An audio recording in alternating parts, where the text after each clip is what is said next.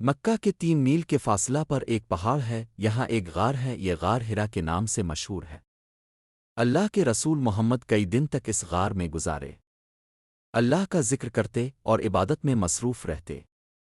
اب محمد کو راہی کے مشغول تھے کہ اچانک ایک نورانی جسم نمودار ہوا۔ یہ جبرائیل علیہ السلام تھے۔ فرشتے نے کہا، پڑھ۔ اب محمد نے فرمایا کہ ایسا معلوم ہوتا ہے کہ اب محمد پوری قوت سے دبایا ہے۔ آواز آئی، پڑھ۔ اب محمد نے فرمایا، میں کیا پڑھوں؟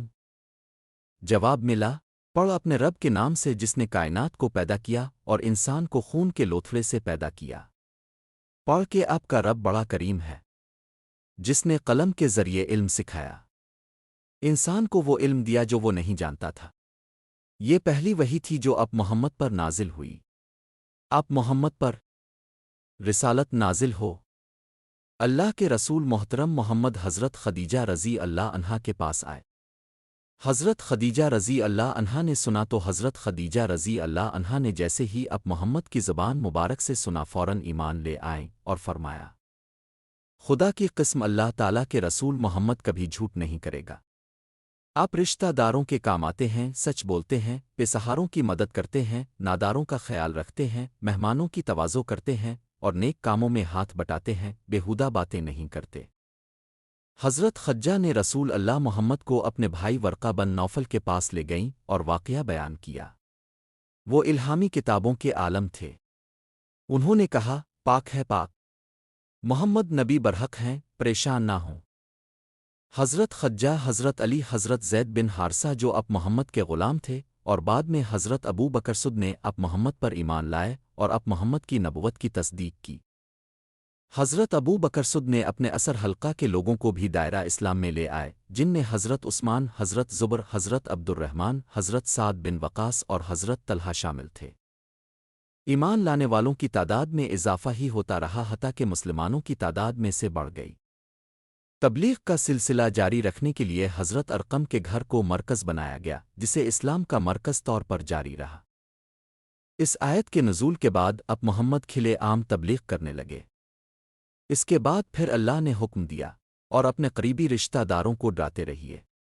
الشعراء 214۔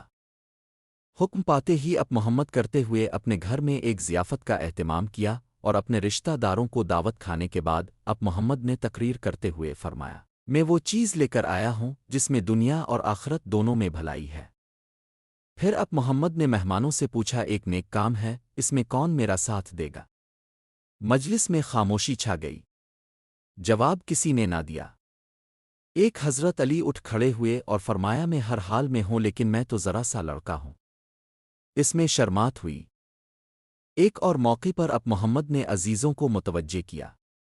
اب محمد کو صفا پر چڑھ گئے اور زور سے لوگوں کو ہر ایک کا نام لے لے کر پکارنا شروع کیا۔ جب سب جمع ہو گئے تو اب محمد نے ارشاد فرمایا، لوگو، اگر میں تم سے یہ کہوں کہ اس پہاڑ کے پیچھے ایک لشکر جمع ہے اور تم پر حملہ کرنے والا ہے، کیا تم مجھے سچ سمجھو گے؟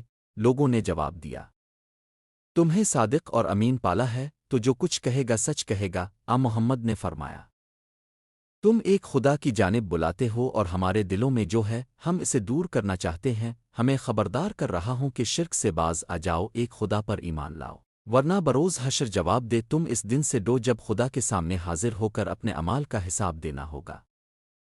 کرک اب کی زبانی حق بیانی کی بات سن کر حیران رہ گئے اور باپ دادا کے دین اور رسم پرستی کے خلاف آواز بلند کرنے لگے۔ اب محمد کے چچا ابو لہب غضبناک ہو کر کہنے لگے، اسی غرض سے تو ہم سب کو جمع کیا تھا، اپنے حق بیانی کی باتیں بتا دیں۔ اس پر کسی نے توجہ نہ دی۔ جب اب محمد نے بتوں اور رسم پرستی کے خلاف بولنا شروع کیا تو سب اب محمد کے خلاف ہو گئے۔